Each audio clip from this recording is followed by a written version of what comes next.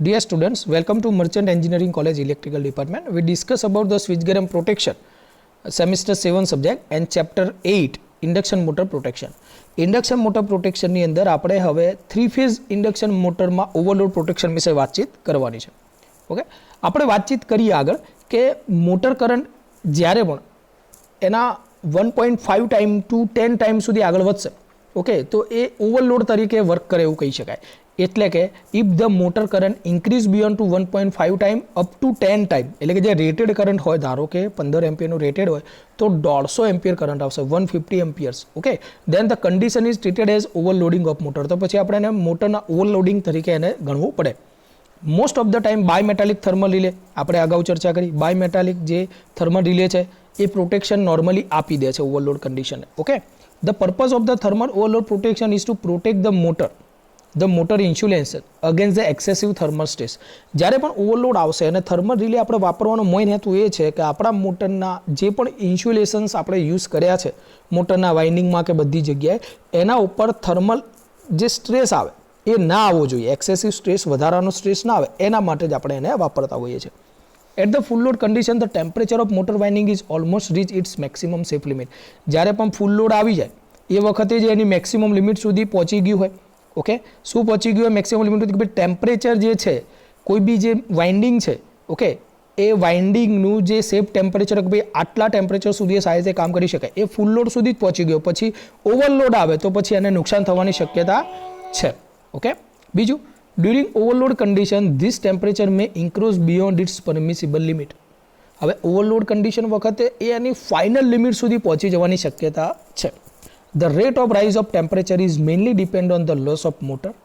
Okay, losses of motor. હવે આ જે ટેમ્પરેચર છે એ વધે છે કેમ? તો કે એ એટલા માટે વધે, the rate of rise of temperature is mainly કોના ઉપર ડિપેન્ડ કરશે?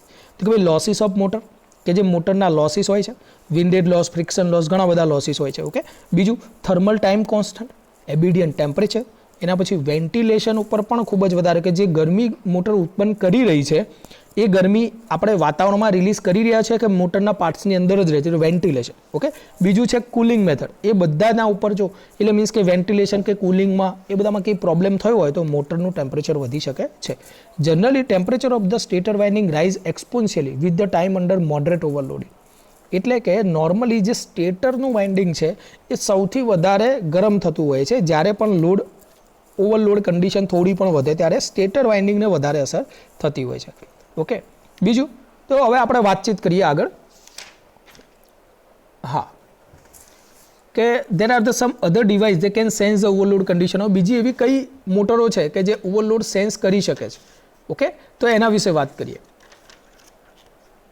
તો એમાં છે એક છે બાયમેટલ રિલે. ઓકે, સોરી, બાયમેટાલિક રિલે છે. એક જ મિનિટ, હું જરા જોઈ લઉં. કોઈ ક્વેશ્ચન આપણો રહી નથી જતો ને? યસ, ઓકે, રેડી જ છે. બાયમેટાલિક રિલે, એના પછી છે ઇલેક્ટ્રોમેગ્નેટિક રિલે કે જે ઓવરલોડ કન્ડિશનને સેન્સ કરી શકે. એના પછી એક્ટિવેટિક એલોય રિલે, સ્ટેટિક રિલે જે સૌથી વધારે અત્યારે વાપરવામાં આવે છે. એના પછી છે થર્મિસ્ટર અને થર્મોસ્ટેટ કે જે ટેમ્પરેચરનું જે ચેન્જીસ છે એને સેન્સ કરે છે. Okay, when there is overload the relay or a device operate and open the control circuit of the main contactor or close the trip circuit for circuit of the circuit breaker. હવે આ જે આપણે જે પણ component જોયા કે ઓવરલોડને sense કરે છે એ બધા શું છે? કે વેન ધેર ઇઝ ઓવરલોડ, જ્યારે ઓવરલોડ થશે એ વખતે આ જે રિલેસ છે અથવા તો જે ડિવાઇસ આપણે પ્રોટેક્શન માટે યુઝ કર્યા છે એ ઓપરેટ થશે. ઓકે, અને શું કરશે? સૌથી પહેલાં આપણું જે કંટ્રોલ મેઇન કોન્ટેક્ટર છે એને છોડ નાખશે, એટલે કે open the control circuit of the main contactor. અને એના પછી શું કરશે? ટ્રીપ સર્કિટને સિગ્નલ આપશે, જે ટ્રીપ સર્કિટનું સિગ્નલ જશે સર્કિટ બ્રેકરમાં અને સર્કિટ બ્રેકર કોન્ટેક્ટ ઓપન કરશે. ઓકે, તો આ રીતે પ્રોટેક્શન મળે છે. હવે આપણે વાત કરવી છે એક સિંગલ ફેઝિંગ પ્રિવેન્ટરની. ઓકે, હવે સિંગલ ફેઝિંગ પ્રિવેન્ટર શું છે? તો કે જ્યારે પણ આપણો ઓવરલોડ થતો હોય, જ્યારે પણ મોટરની અંદર ઓવરલોડ થતો હોય, ઓકે, અથવા તો કોઈ પણ ઇસ્યુના કારણે કોઈ પણ એક ફેઝ ડિસ્કનેક્ટ થઈ ગયો હોય. ઓકે, શું કહેવા માગું સમજો? કોઈ પણ એક ફેઝ ડિસ્કનેક્ટ થઈ ગયો હોય એ વખતે એ સેન્સ કરીને આપશે કે આપણી મોટર હવે કોઈ પણ એક ફેઝ બંધ છે અને બે ફેઝ ઉપર ચાલી રહી છે. ઓકે, થોડો સમય સુધી ચાલશે, મોટરનો રનિંગ કરવાનો અવાજ પણ બદલાઈ જશે, ઘણા બધા ઇસ્યુ થાય છે. જોઈએ સિંગલ ફેઝિંગ પ્રિવેન્ટર કે જે એક્ઝામમાં ઘણી વખત પૂછાતો હોય છે. If one of the supply line is disconnected due to open circuit or improper contact in the switch, જ્યારે પણ સપ્લાય લાઇનમાંથી કોઈ પણ એક ફેઝ ડિસ્કનેક્ટ થઈ જાય, ઓકે, એટલે ઓપન સર્કિટથી થયો હોય કે કોઈ કોન્ટેક્ટ છૂટા પડી ગયા હોય, okay, then the motor still continuous to run, એટલે કે 3 ફેઝ ઇન્ડક્શન મોટરોમાંથી એક ફેઝ બંધ થઈ ગયો હોય તો 2 ફેઝ ઉપર પણ એ ચાલે છે, okay. Then the power is supply to remaining windings. હવે આ જે then the power is supply to the remaining windings, એટલે કે વાઇન્ડિંગ્સ ઉપર તો લોડ આવે જ છે કારણ કે 2 ફેઝ ઉપર ચાલી રહ્યું છે, કરંટ વધશે, ઓકે. તો જો લખેલું છે then the current in the other phase increase up to √3 time, એટલે 1.73 એટલે કે 1.73 ટાઈમ, એટલે કે ઓલમોસ્ટ ડબલ કરંટ બધા વાઇન્ડિંગ ઉપર આવશે. અને રનિંગ હશે તો બધા વાઇન્ડિંગ ગરમ થવા મળશે, હીટ આવશે, okay. This is called the single phasing which result in unbalance stator current, એટલે કે આના કારણે અનબેલેન્સિંગ થાય છે સ્ટેટરની અંદર, ઓકે. ચલો હવે અહીંયા આપણને સિંગલ ફેઝિંગ પ્રિવેન્ટરની ફિગર આપેલી છે જેના વિશે આપણે ચર્ચા કરશું, okay. This case increase the heating in motor. હવે આ સિંગલ ફેઝિંગના કારણે હીટિંગ થાય છે વાઇન્ડિંગમાં, રોટરની અંદર અનબેલેન્સ કરંટ ઉત્પન્ન થાય છે, ઓકે. અને એ પ્રોડ્યુસ કરે છે નેગેટિવ ફેઝ સિક્વન્સ કમ્પોનન્ટને, ઓકે. હવે ટોટલ કેટલા પ્રકારના કમ્પોનન્ટ્સ આવે તો કે એક પોઝિટિવ ફેઝ સિક્વન્સ કરંટ હોય, નેગેટિવ ફેઝ સિક્વન્સ કમ્પોનન્ટ હોય અને ઝીરો સિક્વન્સ ફેઝ કમ્પોનન્ટ. હવે ઝીરો સિક્વન્સ કમ્પોનન્ટ હોય એ જ્યારે પણ કોઈ સિસ્ટમ ગ્રાઉન્ડિંગ કે અર્થિંગ કરેલી હોય એ વખતે જ ઉત્પન્ન થાય છે, એટલે અહીંયા એનો કોઈ પ્રશ્ન નથી. અહીંયા આપણે નેગેટિવ ફેઝ સિક્વન્સ કમ્પોનન્ટ ઉત્પન્ન થાય છે. હવે આ કમ્પોનન્ટ કરે છે શું તો this component produce the magnetic flux. આ કમ્પોનન્ટ મેગ્નેટિક ફ્લક્સ પ્રોડ્યુસ કરશે અને એ જે ફ્લક્સ ઉત્પન્ન થાય છે એનું રોટેશન આપણા મેઇન ફ્લક્સની વિરુદ્ધ દિશામાં હોય છે, એટલે કે this component produce magnetic flux which rotate in opposite direction to the main flux, okay. And there is a double frequency current is induce in rotor case rotor heating. અને રોટરની અંદર આના કારણે ડબલ ફ્રીક્વન્સી એટલે કે જે normal rated frequency કરતાં double frequency current induce થાય છે જેના કારણે આપણું રોટર હીટ થાય છે. And this heating is not detected by the replica type thermal relay. હવે આ જે હીટિંગ છે એ સેન્સ નથી કરી શકાતું થર્મલ રિલેથી. રેપ્લિકા ટાઈપ થર્મલ રિલે હોય તો સેન્સ નથી કરી શકાતું જે આપણે સ્ટેટર વાઇન્ડિંગના પ્રોટેક્શન માટે મૂકી હોય. બીજું also the phase overload relay act slowly. હવે જે ફેઝ ઓવર કરંટ રિલે છે એ પણ સ્લોલી એક્ટ કરશે.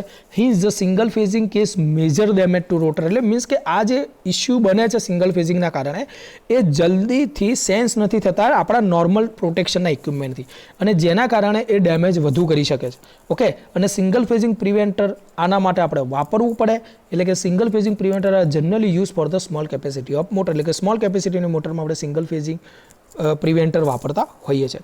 8.2 એટલે કે જે આપણે પર ફિગર હતી એની અંદર આપણને કનેક્શન બતાવે છે સિંગલ ફેઝિંગ પ્રિવેન્ટરને આપણે જોઈશું હાલ જ.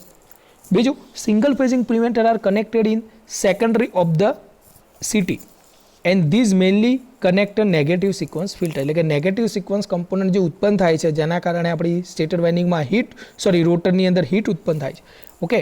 તો એ જે ઇસ્યુ થાય છે, ઓકે, નેગેટિવ ફેઝ સિક્વન્સ કમ્પોનન્ટથી એ આપણે આના દ્વારા દૂર કરી શકીએ, એટલે કે નેગેટિવ સિક્વન્સ ફિલ્ટર આપણે આની અંદર વાપરીશું. બીજું the output of negative sequence filter is fed to the level detector. હવે આનું જે આઉટપુટ છે લેવલ ડિટેક્ટરને આપશું અને further will send the tripping command. એના પછી જે બીજો કોઈ બી સિગ્નલ જે હવે જનરેટ થયો એ આપણે ટ્રિપિંગ કમાન્ડને આપશું, ઓકે, સ્ટેટરના, અથવા તો સર્કિટ બ્રેકરને પણ આપી શકો. બંને બાજુ આપણને તો પ્રોટેક્શન મળશે, સર્કિટ ઓપન જ થવાની છે.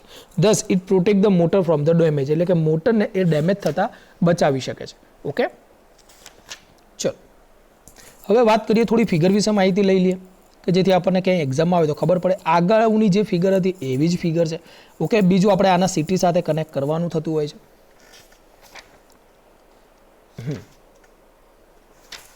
હવે થોડી ફિગર સમજાવી દઉં તમને, થોડી ફિગર નાની કરવી પડશે, ઓકે. યસ, હવે જો આ આપણો RYB સપ્લાય છે અને આપણી ઇન્ડક્શન મોટર છે કે જેને મારે પ્રોટેક્શન આપવું છે, ઓકે. આપણને વાત કરી કે એને સિટી અહીંયા જોડવા પડે, ઓકે. અને અહીંયા આપણું કંટ્રોલ સર્કિટ હોય. આ તો બધું નોર્મલી છે. કયું છે કે ભાઈ જે પ્રોટેક્શન માટે નોર્મલ આપણે ઓવરલોડ આવે, ઓકે, એના માટે આપણે જે વાપરતા હતા. પણ અહીંયા સિટી સાથે કંટ્રોલ યુનિટ લગાવવાનો આવે છે કે જે સિંગલ ફેઝિંગ પ્રિવેન્ટર તરીકે કાર્ય કરે. અને અહીંયા આપણને એ જ કીધું કે the single phasing preventer connected in secondary of the line CT, okay. And these mainly connect negative sequence filter. પણ એ ડિટેલ ફિલ્ટર્સની ને બધી ડિટેલ આપણને અહીંયા આપી નથી. તમે જોશો તો આ જે પોર્શન છે તો અગાઉની ફિગરના જેવો જ છે, ખાલી અહીંયા સિટી સાથે કંટ્રોલ સર્કિટ ઇક્વિપમેન્ટ યુઝ કર્યું છે, ઓકે. એટલે જસ્ટ એ ઇન્ટ્રોડક્શન લેવલ ઉપર આપણને આ પોઈન્ટ આપેલો છે. તો મિત્રો આજના લેક્ચરમાં અહીંયા સુધી રાખીશું. નેક્સ્ટ લેક્ચરમાં ફરી મળીએ. Thank you.